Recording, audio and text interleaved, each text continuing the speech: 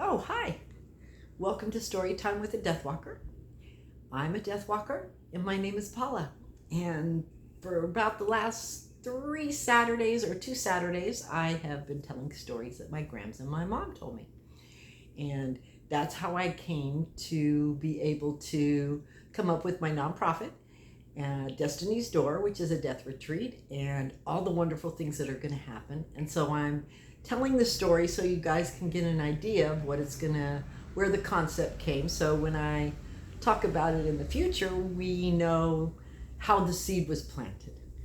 We know when the seed was planted. And it took 62 years to nurture that seed, to bring it to what fruit I believe it's going to deliver, which is Destiny's Door. So sit back and relax. I'm recovering from laryngitis and I've been out for about a week. So I have some notes this morning. These are my little decals that all my clients give me for my cape, as you can see. But that'll be another time. I'll go into that. Maybe I'll do a whole live on that to show you how that falls in with my ceremony and my ritual and everything else. So we are now on the third story that I remember being told, and it was told to me so much, and so some of it's still in a childlike ways, but some of it's in the crone ways, which is kind of sort of my cycle of life of where I am right now. This story, I guess the best title that I could give to it, my grams and mom never really had titles to their stories. They would just chime in. But the Garden of Seasons is kind of what I always think of it to be.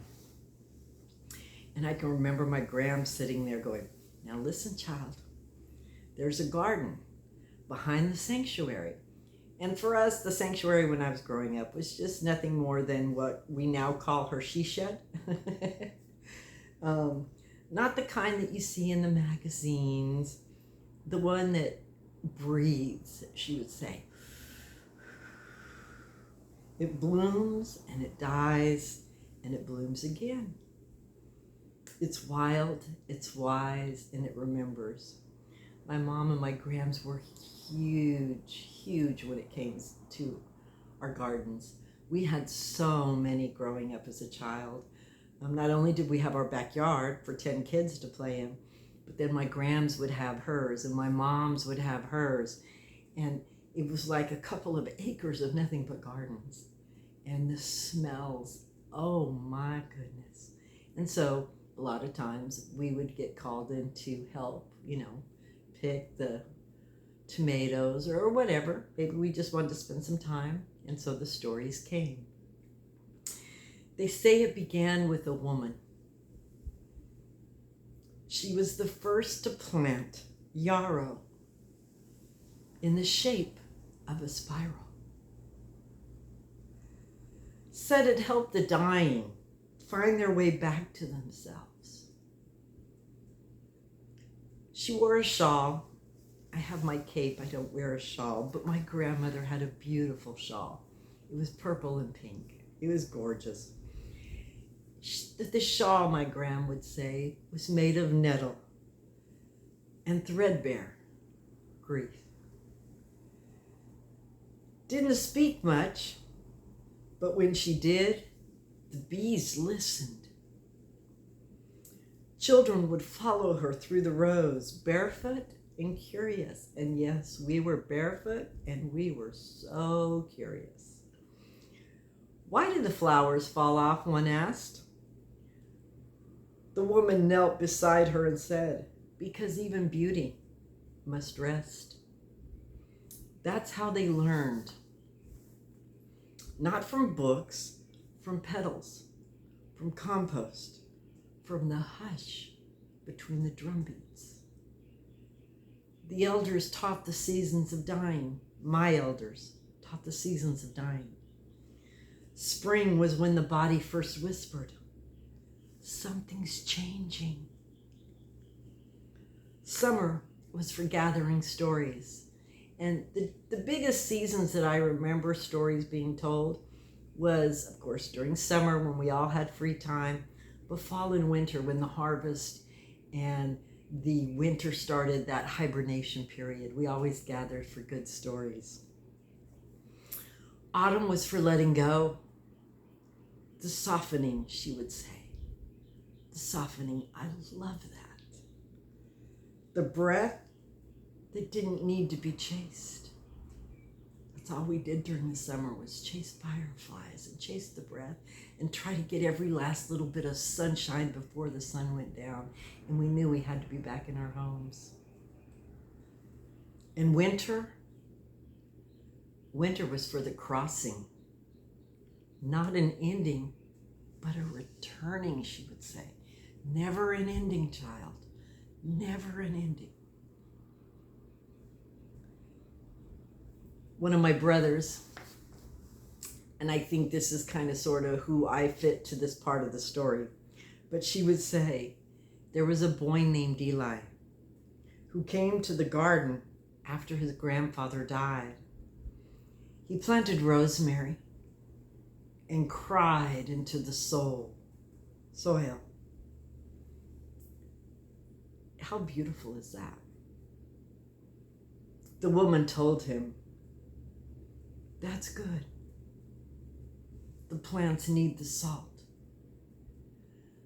When she would say that, even as a kid, I understood it so clearly.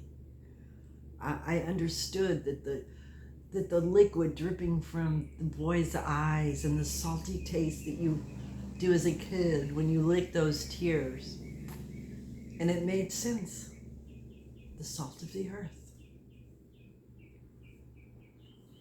And oh, the sounds that filled that place in the garden. Oh my gosh, he would say. There were flutes in the morning, laughter in the afternoon, soft weeping at dusk, and always the drum.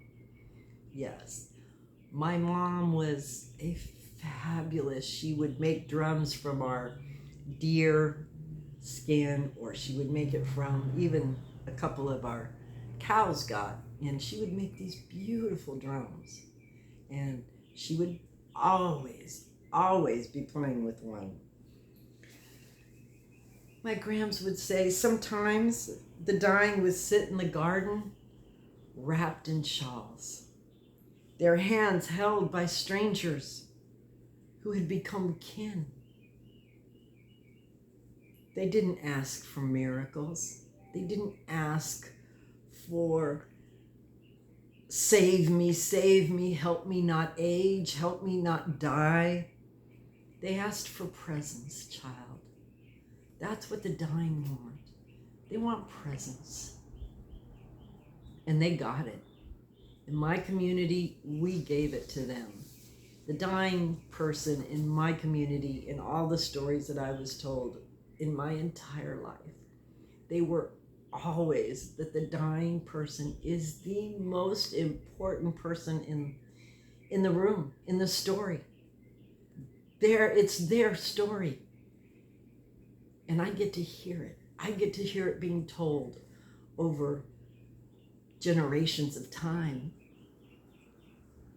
At night, she would say, the garden turned into a death salon. Think about that. She would say these things, and we were kids, right? I was probably 5. My brother was probably 3 or 4. And my other brothers and sisters, well, Trisha, Betsy, Eleanor, Kathy, Charles, Lindy, Sherry, Beverly, Ronnie. They were, I don't remember their ages, but they were always running through the gardens with us. Tables were set with squash and cider and bread, still warm from the oven. I remember that. I remember in that on Sunday nights, that was our coming together where everybody sat at the table. And that's where stories were told like this. And we had warm bread. And we had things that came from the garden, the squash, the tomatoes, potatoes. We had meat if we were doing lamb or beef. It was from our land.